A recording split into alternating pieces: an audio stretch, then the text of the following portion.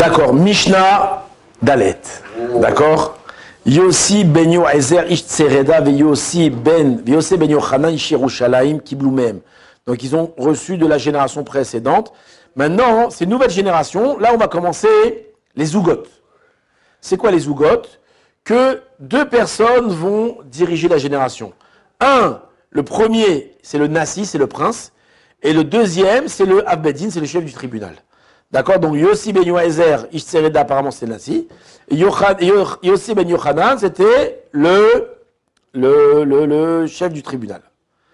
D'accord? Maintenant, Yossi ben Yoezer, c'est lui qui va parler le premier dans cette Mishnah. Et qu'est-ce qu'il va nous dire? Que ta maison soit un endroit de rencontre des Chachamim. Et colle-toi à la poussière de leurs pieds, qui est de les Chachamim. Et bois comme un assoiffé leur parole. D'accord? Donc la première injonction de la Mishnah, c'est que ta maison soit Beit Vad Chachamim, un endroit où les Chachamim viennent se réunir. Alors vous allez me dire, aujourd'hui, c'est pas très facile de faire ça. D'accord? Quand le Rav Ovadia, il arrivait en France, ou le Rav Steinman, il arrive en France, il n'allait pas n'importe où, il n'allait pas n'importe qui. Oui, mais en tout cas, si quelqu'un il fait beaucoup d'efforts, alors peut-être que Mehmet il recevra. Il y a beaucoup de gens qui, durant leur vie, ont tout fait pour recevoir des Chachamim. Alors c'était pas les Gdoléador, il y avait des Rabbanim qui venaient, qui chez eux, et on savait que c'était la porte, enfin la maison dans laquelle on pouvait taper, on était reçus. Il y a beaucoup d'histoires comme ça de gens qui avaient des maisons au Maroc, en Tunisie, en France, partout, qui recevaient. Il y en a un, il m'a raconté que chez lui, il a reçu Ravintel, et Ravintel, et Ravintel, et Ravintel. Alors, je sais pas si c'est un mythomane, mais c'est possible, quoi. Une maison, il a reçu du monde. La superstar de cette mitzvah, oui, de recevoir les Chachamim dans sa maison, la grande superstar, c'est un rabbin américain, qui est décédé il y a longtemps déjà. C'est le Rav Yosef Herman. Vous avez entendu parler du Rav Yaakov Yosef Herman? Vous avez jamais entendu parler? Alors, le Rav Yaakov Yosef Herman, il y a un livre qui est écrit pour lui, en son nom, c'est Le Patron avant tout. Vous connaissez Le Patron avant tout? Tu connais ce livre? Oui. Tu connais ce livre? Très beau. Ça, c'est le meilleur livre du monde. Il y a des gens qui ont fait tchouva de ce livre, tellement que le personnage, il est impressionnant. Je ne vais pas vous raconter, moi je vous encourage, celui qui ne l'a pas lu, c'est obligatoire de lire. Obligatoire. C'est un très grand personnage, c'est raconté par sa fille, c'est magnifique. Maintenant, ici dans le livre, j'ai rapporté moi un extrait de sa vie. Alors il faut le lire, c'est ça qui est beau. Mais regardez la grandeur du personnage, comment il était réputé d'avoir une maison toujours ouverte, que les gens venaient manger chez lui, et il invitait sans arrêt les gens, et les rabbanim, et ceux qui venaient ramasser de l'argent aux États-Unis, ils venaient chez lui. Et là-bas, un jour, il raconte l'histoire, c'est il a lu dans le journal, qu'aujourd'hui, arrivé à New York, qui c'est qu'arrivait? Rabbi Baruber Leibovitch et Rabbi Reuven Grozanski. C'était qui? Deux grands personnages. Rabbi Baruber Leibovitch, c'est Rosh Yeshivat Kamenitz. C'était un des Gdolei Israël. Et il lit dans le journal que Rabbi Baruber, il est venu avec son gendre. Il dit, ouais, il est venu, je n'étais même pas au courant qu'il venait. Et là, il dit, ouais, vite, j'ai le temps encore d'arriver pour les attraper. Qu'est-ce qu'il fait? Donc il prend sa fille avec lui par la main, et il marche, il commence à marcher, et il se dirige, je ne me rappelle plus très bien là-bas où est-ce qu'ils arrivent. Ils arrivent à... Alors non, c'était pas au port, c'est une autre histoire. Ils arrivent au Broadway Central Hotel. D'accord? Sur la 2e avenue à Manhattan. Donc ils y arrivent. Et là-bas, il y avait plein de monde qui sont venus accueillir les grands rabbanim, les grands, j'adore, Rabbi Baruber, c'était un grand personnage. Et lorsqu'il est arrivé, il s'est mis devant eux comme ça, et il s'est présenté qui il était. Je vous lis la phrase, comment c'est marqué. Non, d'abord, sa femme, elle a voulu déchauffer. Elle lui a dit, écoute, avec ces deux grands rabbins, c'est sûr et certain qu'ils n'ont pas besoin de toi. Il y a la terre entière qui va les inviter, la terre entière qui va les faire venir. Qu'est-ce qu'il a fait? Il n'a pas eu peur, il a été. Donc il arrive à l'hôtel, Et quand il est arrivé à l'hôtel, ici, donc il a poussé tout le monde, et il s'est retrouvé devant le Rosh Shiva. Il s'est retrouvé devant le Rav. Il a essayé de rentrer là-bas, voilà, ils n'ont pas voulu laisser rentrer, non, tu peux pas, demain, revenez demain. Et il va insister, et il y a quelqu'un qui va le voir, apparemment c'est le Rabbi Reuven Rodansky qui va le voir, et il va lui dire, qui vous êtes?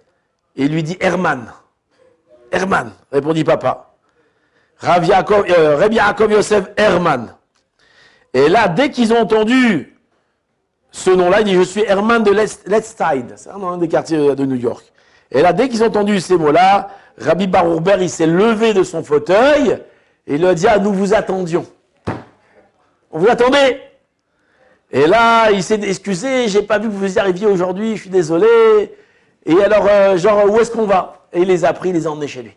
Il faut lire l'histoire, elle est très bien de raconter, sa fille qui la raconte très joliment. Ah ben, ça raconte qu'il y avait la terre entière, elle est venue les accompagner.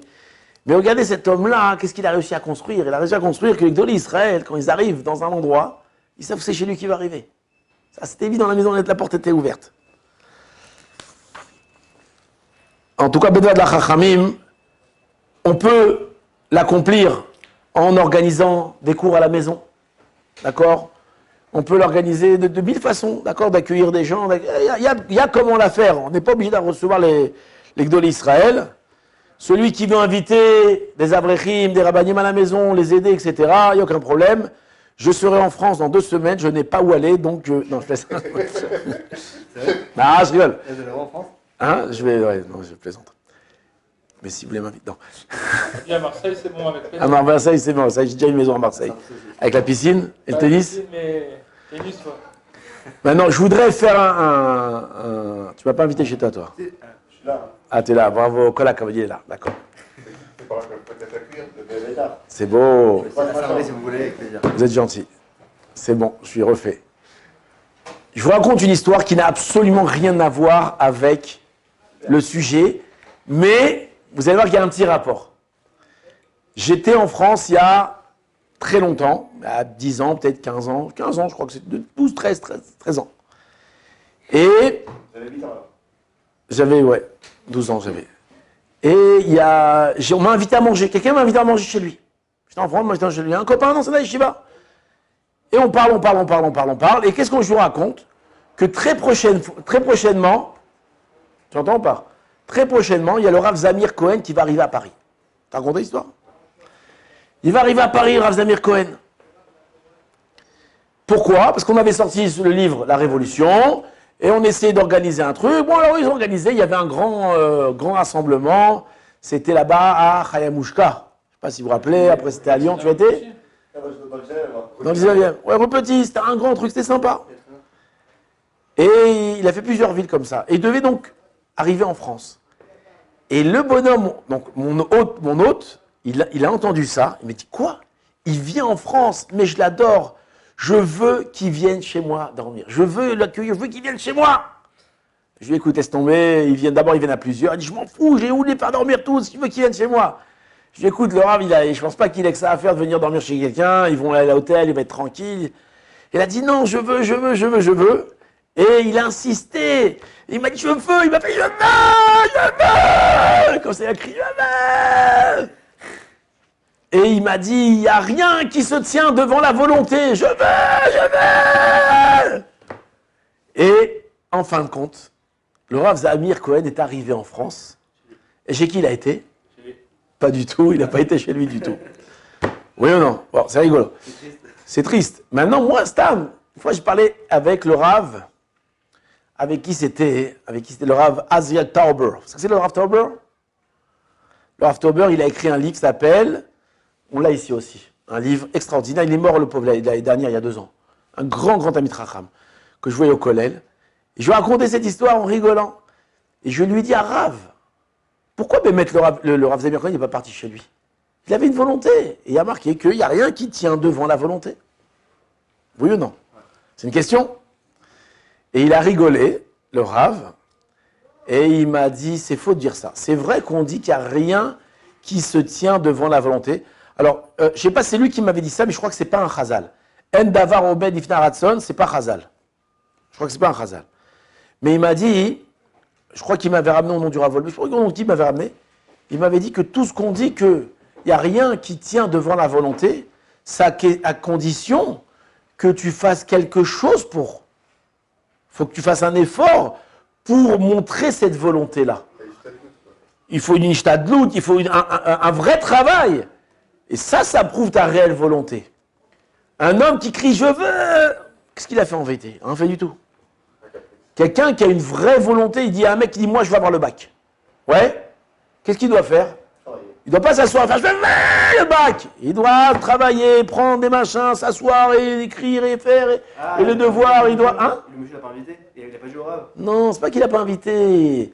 Vraiment, si tu voulais, regarde ce qu'il fallait faire. Tu aurais dû voyager là-bas, tu aurais dû partir le voir, tu aurais dit... Qu'est-ce que tu aurais dû faire? Mais s'asseoir et dire « je veux », c'est rien du tout. Tu veux quelque chose, il faut faire quelque chose pour. Le mec, il dit « je veux le bac ». Et il fait rien, il dit « matin au soir », rien du tout. Au moins, peut-être il va dire « dis t'es libre au moins, fais quelque chose ». Rien, ni travail, ni les télim, ni il va soudoyer le prof, rien du tout. Hein, comment tu vas l'avoir le bac? C'est sûr que tu l'auras pas. Donc en réalité, la volonté, elle est liée avec l'effort qu'on fait. Quelqu'un qui veut devenir un Talmid Chacham, qui veut devenir un érudit, ça ne suffit pas de dire qu'il a envie de devenir. Tu as envie, vas-y, tape-toi, prends le livre et commence à étudier. Et ça, c'est valable pour tout. Pour le Shlom Bayit, pour l'éducation des enfants, pour tout. D'avoir une volonté, on va dire, comment ils appellent ça platonienne, non pas platonienne. Non, une expression, je ne me rappelle plus. Où on fait rien, c'est que platonique, on dit. Platonique. Avoir une volonté platonique, c'est rien du tout. Une volonté, c'est comment dire, un déchaînement de travail et d'efforts pour faire la chose. D'accord? Vous allez me parler d'ishtadlout, machin, sans rentrer dans tous ces liens de ishtadlout. Mais on voit que c'est comme ça qu'on a monté. Maintenant, je voudrais juste finir encore ici. Il ramène, il y a une autre façon de rendre notre maison Beit Vaad la Chachamim. C'est que Chazal, ils nous disent, Rav Gidel Amar, je vous lis en français, quiconque dit une parole au nom de celui qui l'a prononcée, doit considérer que ce dernier se tient devant lui. Et donc, si tu veux que ta maison soit une maison remplie de sages, c'est ce que tu dois faire. Tu dois étudier la Torah à la maison. Quand tu étudies la Torah à la maison, qu'est-ce qui se passe? Déjà, tes enfants, ils te voient étudier la Torah. D'accord? Ils voient que la Torah, elle est chère à tes yeux. Et mis à part ça, il y a une ségoula. C'est quoi la ségoula? C'est que lorsque tu dis le nom de Ravintel et Ravintel et Ravintel, qu'est-ce qui se passe? Il se présente devant toi. Il est debout devant toi. Donc, imaginez que vous êtes à la maison en train de lire une page de Gemara, Ravina, Ravashi, Abaye, Rava, Rabbi Akiva, Rabbi Meir. D'accord, papa, que vous avez à la maison? Vous avez des dizaines de rabbanim. Et là, bien sûr, comme ça Rav Gidel dit. C'est pas que dans leur tombe, ils parlent. Il y a Rav Gidel, il dit non. Dans les mots, Rav Gidel Amar, Kol HaOmer Shmoa Mipi Omra, celui qui dit une parole en fonction de celui qui l'entend pas en fonction de la part de celui qui l'a dit, Yeroe Baal HaShmoa Keilu Omed Kenegdo. Il doit le voir comme si qu'il est vraiment devant lui. Pour de vrai.